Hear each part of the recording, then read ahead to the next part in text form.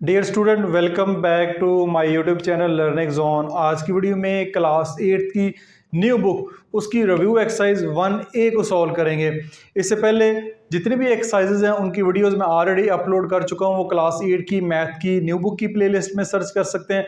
Otherwise class 6, 7, 8 की new book की कोई भी वीडियो सर्च करना चाह रहे हैं प्लेलिस्ट भी सर्च कर सकते हैं। अदरवाइज जस्ट यूट्यूब के सर्च बार में exercise 1.3 class 8 new book by learning zone type करेंगे तो वीडियो आपके सामने आ जाएगी।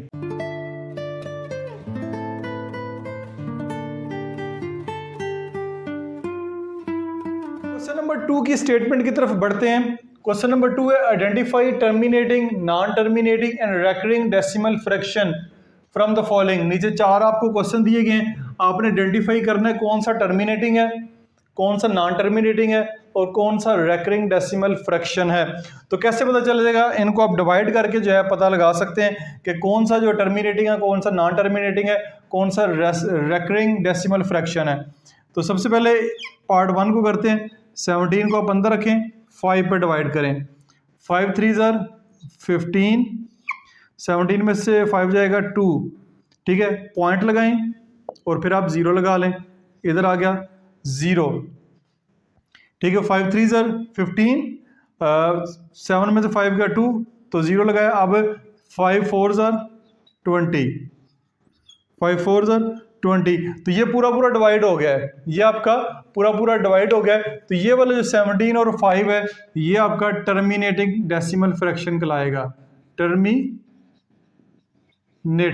टर्मिनेटिंग डेसिमल फ्रैक्शन होगी। आगे चलते हैं पार्ट नंबर 2 की तरफ। 23/3, 23/3, 23 को अंदर रखते हैं, 3 पे डिवाइड करते हैं। 3 7 ज़र 21, 3 7 ज़र 21, 3 में से 1 जाएंगे 2, 2 छोटा है, डेसिमल लगाएं, 0 लगा लें। 3 6 ज़र 18, फिर 2 आ जाएगा, फिर 0 लगा लें, फिर 0, 3 6 ज़र 18, तो फिर आपका नीचे जो है वो 2 बचता जाएगा, हर दफ़ा 2 बचता जाएगा और 0 लगाएंगे फिर 2, तो 7.66 इसका जो आंसर है 7.666 सो ऑन चलता रहेगा। तो ये आपके पास नॉन टर्मिनेटिंग है, नॉन टर्मिनेटिंग है, लेकिन आप इसको कहेंगे रेकरिंग डेसिमल फ्रैक्शन है। रेकरिंग डेसिमल फ्रैक्शन से मुराद होती है कि कोई नंबर को पैटर्न जो है वो बार बार रिपीट हो रहा होता है, तो इसको हम कहेंगे 23/3 इज इक्वल टू 7.666। ये आपके पास रेकरिंग डेसिमल फ्रैक्शन है, रेकरिंग डेसिमल फ्रैक्शन है। तो ये पार्ट 2 भी आपका कंप्लीट हो गया। पार्ट नंबर 3 की तरफ बढ़ते हैं। पार्ट नंबर 3 है 49/8, 49/8 है। 49 को रखें आप अंदर, 8 पे डिवाइड करें। 8 6 ज़र 48, 1 आएगा, पॉइंट लगा के 0 लगा लें। 8 1 ज़र 8, 2 आएगा आपके पास, फिर आप 0 लगा लें, 0 लगा लें। 8 2 ज़र 16, फिर आपका 4 बचेगा, फिर आप 0 लगाएं और 8 5 ज़र 40, पूरा हो गया। तो आपका 49/8, 49/8 ये क्योंकि पूरा पूरा डिवाइड हो गया, तो ये आपके पास टर्मिनेटिंग डेसिमल फ्रैक्शन है। इसको लिखेंगे आप टर्मिनेटिंग डेसिमल फ्रैक्शन है। तो ये पार्ट 3 भी आपका हो गया। ये एक्सरसाइज 1.1 में से क्वेश्चन लिए गए हैं, उसकी वीडियो मैं सेपरेट आपके साथ शेयर कर चुका हूं। आगे चलते हैं 8/15, 8 को रखिए अंदर, 15 पे डिवाइड करें। तो 8 क्योंकि ऑलरेडी छोटा नंबर है, 0 लगा के लगाएं। तो 15 5 ज़र 75, 5 आएगा, फिर 0 लगाएं। 15 3 ज़र 45, फिर आपके पास 5 आ जाएगा, फिर 0 लगाएं।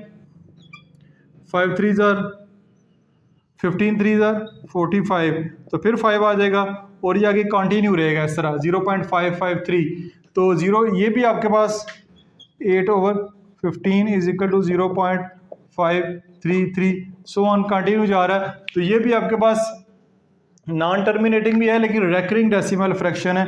रैकरिंग डेसिमल फ्रैक्शन से मुराद है कोई एक नंबर जो है वो बार बार रिपीट हो रहा है, रैकरिंग डेसिमल फ्रैक्शन है।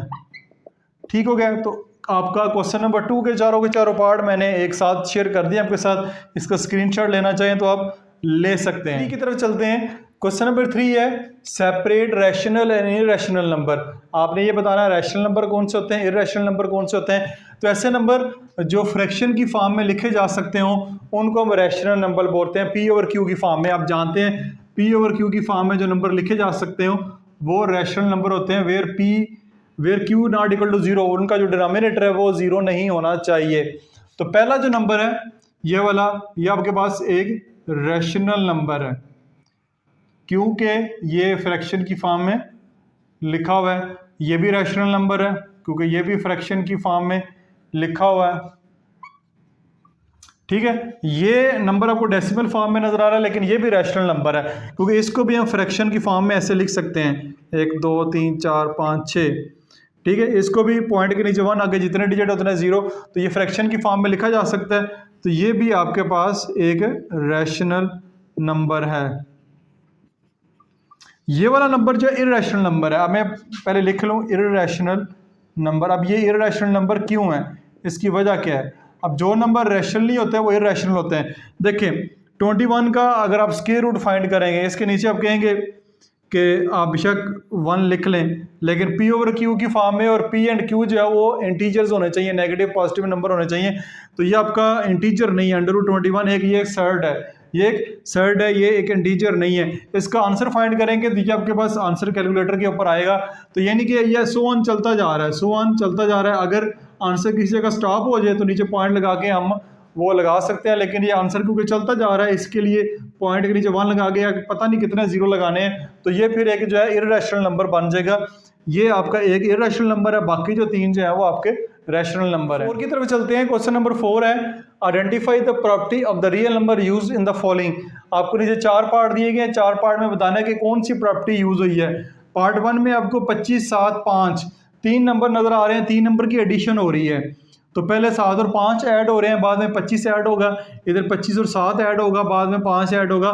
तो जब 2 नंबर हो तो कम्यूटेटिव प्रॉपर्टी होती है, जब 3 नंबर दिए जाएं तो एसोसिएटिव प्रॉपर्टी होती है। तो यहाँ पे लिखेंगे एसोसिएटिव, ASSOCIATV, एसोसिएटिव प्रॉपर्टी।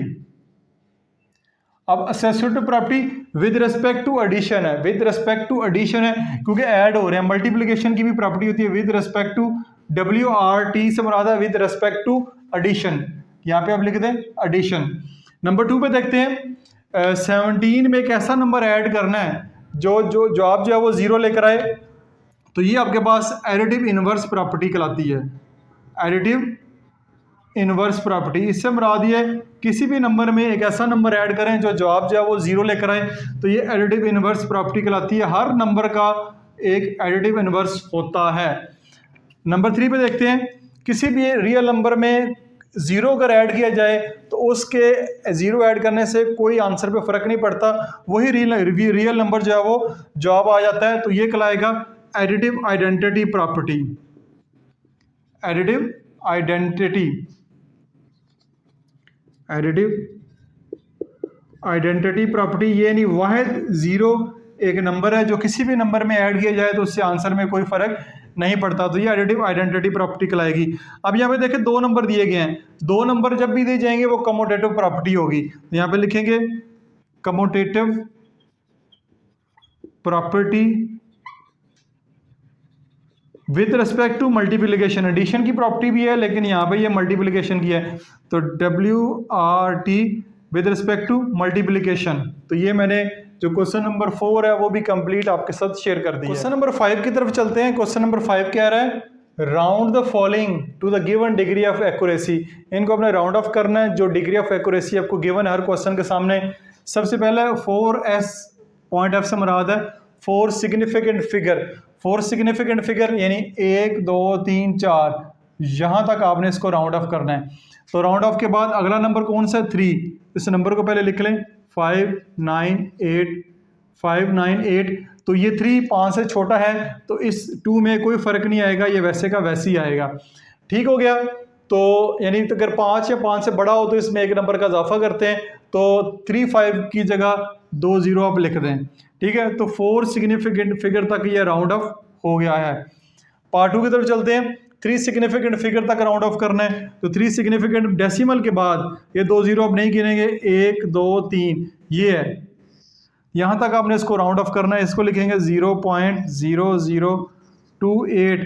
5 से बड़ा है तो 5 की जगह आप 6 लिख दें। पार्ट नंबर 3 को देखें। पार्ट नंबर 3 है 45.35946 2 डेसिमल प्लेस, डेसिमल के बाद 2 डिजिट तक, तो डेसिमल के बाद 2 डिजिट तक 45.9 5 से बड़ा है तो ये आएगा 5 की जगह यहाँ पे आप 6 लिख दें, तो 2 डेसिमल प्लेस की जगह आपका राउंड ऑफ हो गया है।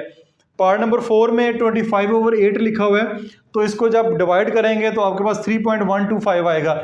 इसको 2 डेसिमल प्लेस तक करना चाह रहे हैं, 2 डेसिमल प्लेस यहाँ तक है, ये आएगा 3.13। 5 हो तो 2 की जगह 3 लिख देंगे, एक का इजाफा जो है वो यहाँ कर दिया जाएगा, तो 3.13 आएगा।